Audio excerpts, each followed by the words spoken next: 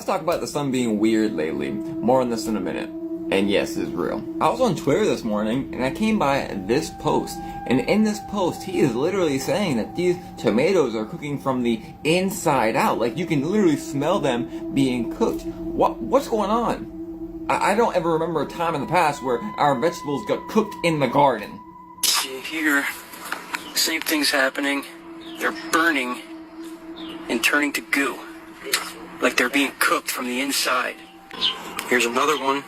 This thing was completely fine yesterday, overnight. That's crazy. I think we've all noticed a huge difference in the sun, especially the way it makes us feel. I'm part Cherokee, and every summer I get dark brown. I've been in the sun for hours so many times, and it has done nothing to me. Not to mention, I've literally showed you guys where things are burning down outside that otherwise would not normally burn. And this record heat wave we're having, this was like in China or something. Bizarre. We all hear about flat Earth at different times in our life, and flat Earth is a silly idea until it isn't. Taking in a giant concept like the flat Earth will take you through the 5 stages of grief, but I'm here to help you through that. The first stage is denial. Denial sounds like, flat Earth is stupid. You must be an idiot if you believe a flat Earth. Columbus figured out in 1492 that the world wasn't flat, you idiot. That's denial.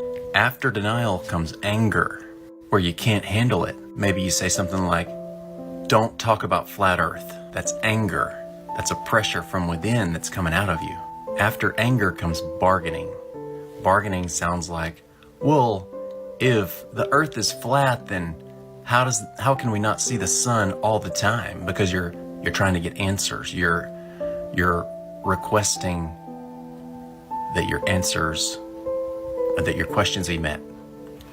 And if your questions can be met, essentially, if you're asking questions, you're saying, if you can answer these questions, I'll give you some respect. Then you'll find all your questions have great answers. Because people who believe the Earth is flat only get there through research, observation, and understanding. The 4th stage is depression. This will set in when you realize you don't actually understand what you believe. You've just been told the Earth is a ball, believe it. You don't have to be able to see it, you don't have to understand it, just believe it. And that's what most people go through for the first part of their life. The 5th stage is acceptance. I really recommend just looking into it, do some unbiased research, let your goal be finding the truth, no matter how uncomfortable or painful it might be when you find it. Flat Earth doesn't change much, but when you learn it, it changes you. And that's the important thing. You are the important thing. Alexa, how many people really believe we went to the moon?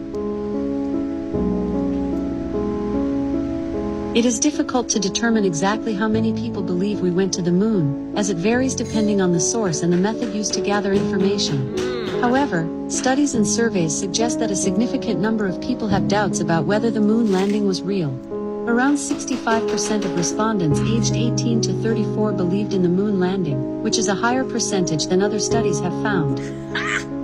Because they lost all the footage, Alexa. Why did we lose all the footage, Alexa? Why did we lose all the footage to go to the moon? From PolitiFact.com. NASA's original recordings of the moon landing were accidentally part of a batch of about 200,000 tapes that were magnetically erased and reused to save money in the mid-2000s, Reuters reported in 2009. To save money. To save money, you're going to erase the most important moment of history of every moon landing ever. Lies, Alexa. It's lies.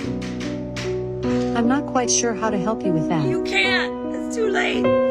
Just kind of explain why we're not getting to see these images live. The Apollo 11 landing was broadcast live. Why now don't we have the technology to see all of this live? This ain't easy.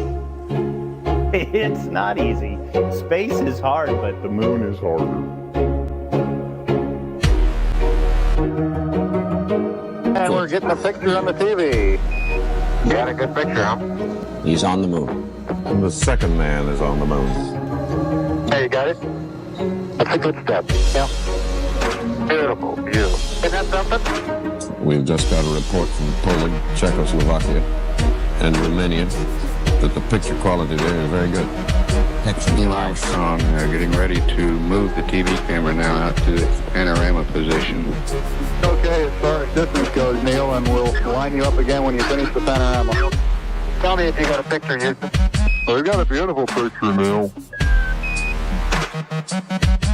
In terms of more media release, yes, absolutely. We're working towards improving that, trying to get you surface photos, because I know that everyone's hungry for those surface photos. More cameras. The message is loud and clear. It would be great to get a picture. We have that in the works, so more great imagery from the moon. Video and pretty pictures. We're as eager to see those images as the public is. Obviously, imagery, we love it. We want to share it as much as we can. We want to record it. But if we're having issues getting it off of the vehicle. Unfortunately, we just did not have time to go fix that. It's going to take a little bit of time. There is a capacity that we share, and we're being as transparent as we can here. A little slower than we might have wanted. Some hardware problems. It's not pointing at Earth. Data flows out of mission control in a very sporadic way. There are many other customers, science customers, that use the Deep Space Network. Actually slows the effort to share things with the team. Being a number of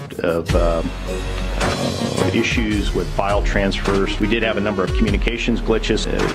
We had either forward or return link problems. Also, during coast in the zero gravity of environment of space. It's very difficult to transmit on the fly, if you will, and get that all the way back to Earth. Struggle to get communications. Unfortunately, they're going to be in the darkness. They will not be sunlit, so we won't get very good video of them. Tip of the iceberg at its beginning for people to realize, wow, this was an incredible success. People telling me how, oh, it's so funny that you keep saying that we landed on the moon, but you don't even have any pictures to prove it yet. And I'm like, yeah, it's because I don't need a picture to prove it.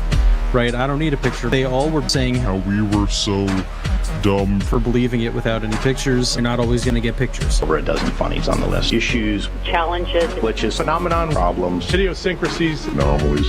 At least they're actually getting things. They're actually getting footage. Why would they go out there and fake something and then go, oh, we accidentally snapped one of the legs and it's tilted over 30 degrees? See the ship that made it through the Van Allen belt? Very cutesy, very demure. And see how they collect samples of dust from the surface. Very professional, very mindful. See how he collects only rocks in front of the camera. Very considerate, very mindful. See how gravity doesn't matter. See how when it's speed times 2, it looks fake. That's because it's real. They are not like the other astronauts, very mindful, very demure. Notice how there is nothing to see on the moon except in front of the camera. Only 10 feet of it is interesting. See how when they fall, it looks like they are wearing wires? That's because they are not wearing wires. It's just very mindful, very demure. Time for some jumping around, very modest, very professional. They aren't like the other astronauts. There's nothing worth exploring on the whole of the moon except those rocks in front of the camera earlier. They even managed to take a vehicle and drive it the second time, very cutesy. He has time to both bounce and sing. Very demure. See how it looks staged? That's because it isn't. Time to go home, nothing else to see. Was worth coming for that rock, though. See how the craft looks fake? That's because it's real. Very cutesy, very mindful. Let's debunk the 1972 blue marble. Neil deGrasse Tyson says, do you realize if you took Earth with all of its mountains, valleys, and hills and shrunk it down to the size of a cue ball, it would be smoother than any cue ball ever machined. And look at this topography. This mountain alone would be about 100 miles tall. And that's just the beginning. So this is the 1972 blue marble, the only image that NASA has of this trip on their website. And here's why. This is another photo supposedly taken on the way to the moon. Now notice this big fat Terminator line here. This is the day that they set off for the moon. And notice in our solar system, the sun and the moon are pretty well aligned. If you know anything about orbital trajectory, this is how they do it. They'll leave Earth, go around, and then set their trajectory for the moon, so wherever the sun is, they'll be heading that same direction. They're not going to change their trajectory until they get to the moon. So, if they leave Earth and they're heading toward the sun the entire 3-day trip, then every time they look back at Earth, they're going to see the same light on that face of the Earth as the Earth would turn in the sunlight. So they would never experience a Terminator line in that 3-day trip toward the sun, toward the source of light, looking back behind you. The only way you would see this is if, when you got to the moon, you rode on the moon for like 4 days until it got around to the position where you would see a Terminator line on Earth. NASA took this off of their website. This is not on nasa.gov anymore. It's in the archives. You have to dig to find this one because they released all the photos and then were like, whoops, we didn't think about orbital mechanics here. That? Yes, but not without the help of some type of propulsion. Alexa, are we shooting rockets into space to hit the firmament? From appnews.com. On Tuesday, July 20th, 2021, Blue Origin's 60-foot, 18-meter, New Shepard rocket will accelerate towards space at 3 times the speed of sound, or Mach 3, before separating from the capsule and returning for an upright landing. Alexa, you didn't answer the question. I'm not quite sure how to help you with that. I'll help you. Alexa, are we shooting rockets into space to hit the firmament? From appnews.com. On Alexa, Tuesday, it's a yes or no question, really. Yes or no? I don't know that Alexa, are we shooting rockets into space so that we might hit the firmament? Look how beat up my Alexa is. She's like, been through World War III. Alexa, are we shooting rockets into space to hit the firmament? From appnews.com. Alexa, why are we shooting rockets into space? Is it to hit the firmament? From sciencelearn.org.nz. Sounding rockets are designed to take measurements of the atmosphere or to perform microgravity experiments as they travel up through the atmosphere and then fall back to Earth. Alexa, might they fall back to Earth because they hit something? Sorry, I don't know Alexa, that one. Are the rockets hitting the firmament?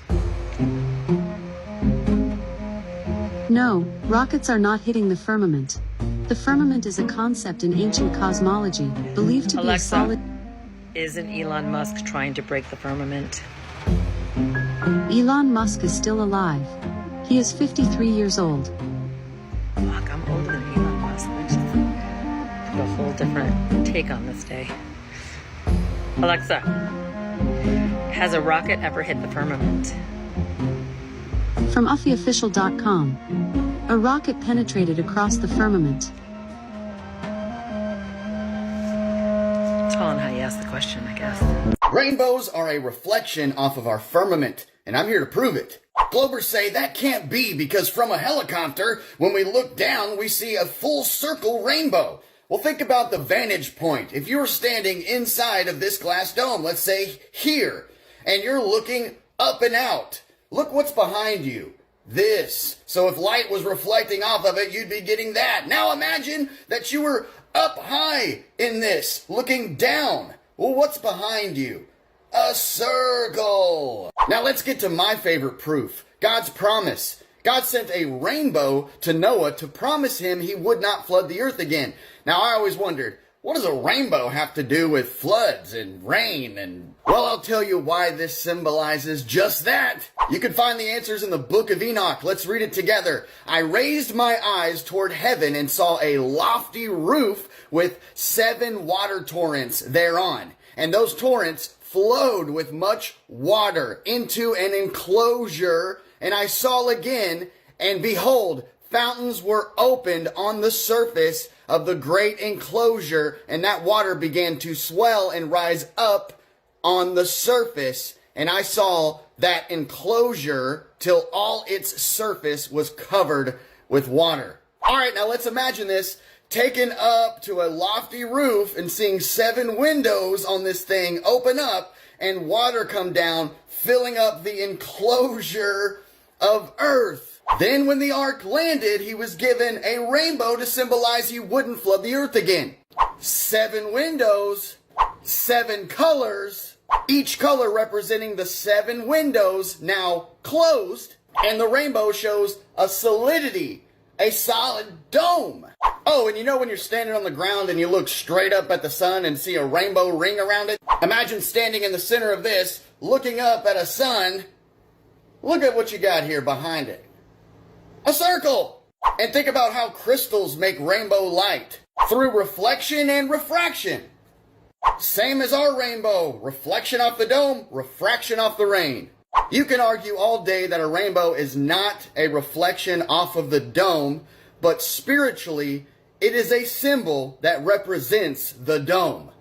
And the 1, 2, 3, 4, 5, 6, 7 windows that are now closed. All the answers are there, you just gotta look for them. How often do you have to adjust for the curvature of the Earth? You don't have to adjust. This is 120,000 feet on screen right now, so you didn't see curvature from your height. So my question to you is, if you're flying from the left side of this red line to the right side of this red line, are you flying around a curve?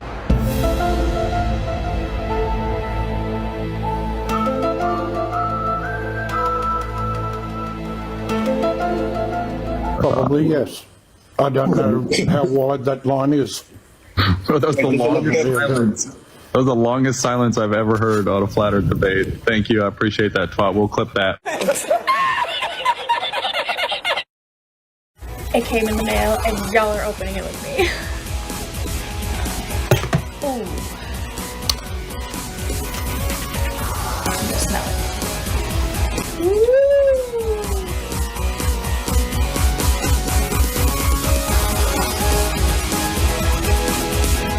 Here we go. The Flat Earth map dates back over 1,000 years. This map is credited to being created by a Persian astronomer. His name was Al-Biruni, and he lived between 973 AD to 1048 AD. It's the official map of the United Nations and also the United States Geological Survey. It used to be present in many places before the creation of NASA and the Antarctic Treaty in 1959. Here you see it with Admiral Byrd. This map has been restored by Dmitry from Russia with suggestions of mine, Eddie Alenkar. Known by my YouTube channel Flat Earth Banjo, I asked Dmitry to include the Bermuda Triangle and Point Nemo, a place deep in the Pacific where NASA buries rockets. Then Robert Tozzi, a professional mapmaker, came along and enhanced the map even more. There are many people now selling this map online, but if you could order it from my online store, I would greatly appreciate it. Visit my online store now and order one of the items. I humbly thank you.